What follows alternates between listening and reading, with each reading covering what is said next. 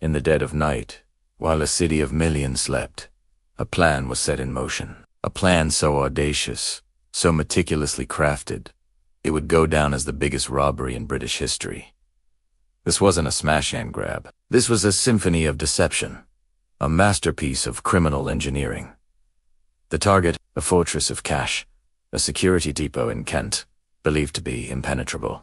The prize, over £53 million, nearly $100 million today. But for the men behind the heist, it was never just about the money. It was about the thrill, the challenge, the audacity to pull off the impossible. It began with an inside man, a manager at the depot with a secret, a camera, and a mountain of debt. He filmed everything: the layout of the building, the security protocols, the faces of his colleagues. This was the key, the blueprint for a crime that would baffle authorities and captivate the world. A crew was assembled, not of common thugs, but of specialists. A cage fighter known for his brute force, a roofer who could navigate any obstacle, a car salesman with a network of untraceable vehicles, and a quiet, unassuming hairdresser who would become the face of the operation. Each man had a role, a purpose, a piece of the puzzle. They were a team of ghosts, ready to orchestrate a heist that would leave an entire nation in shock.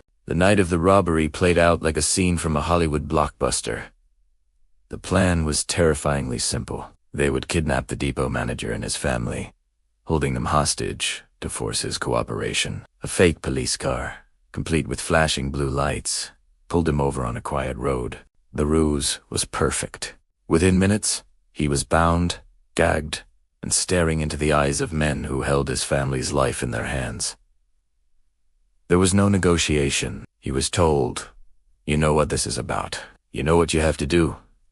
His wife and young son were taken to a remote farm, surrounded by armed men. The message was clear: cooperate, or they die. With the manager as their Trojan horse, the gang gained entry to the fortress. They moved with chilling precision, disarming alarms and overpowering the 14 staff members. One by one, they were tied up, locked inside cash cages, their faces covered. The gang knew every camera, every blind spot, every protocol. They were always one step ahead. For hours, they worked, loading trolley after trolley of used and untraceable banknotes into a 7.5-ton truck. The sheer volume of cash was staggering. Pallets of 50-pound notes, stacks of 20s, a river of money flowing out of the vault and into the darkness. They filled the truck to the brim, a haul so immense they had to leave another £150 million behind simply because they had no more room. As the sun began to rise, Devani said, the truck, loaded with £53 million, disappeared into the morning traffic, melting away like a phantom. When the first alarm was finally raised, it triggered the largest manhunt in the country's history. The police were facing a ghost crew. No fingerprints, no witnesses who could identify them. Just a crime scene of breathtaking scale and a trail that had gone cold almost instantly.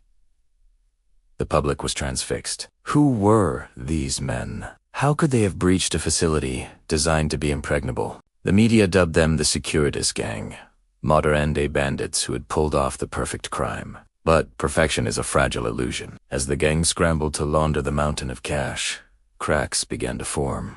Greed, paranoia, and simple mistakes started to unravel their masterpiece. A discarded ski mask, a boastful text message, a sudden flashy lifestyle. The police, using cutting-edge forensic technology and old-fashioned detective work, began to close in. The net tightened, one suspect at a time. The cage fighter, the roofer, the inside man, they all fell. The story became a high-stakes cat-and-mouse game, a race against time for the police to recover the money and for the criminals to escape justice. Some fled the country, living on tropical islands, while others were caught trying to hide millions under their floorboards.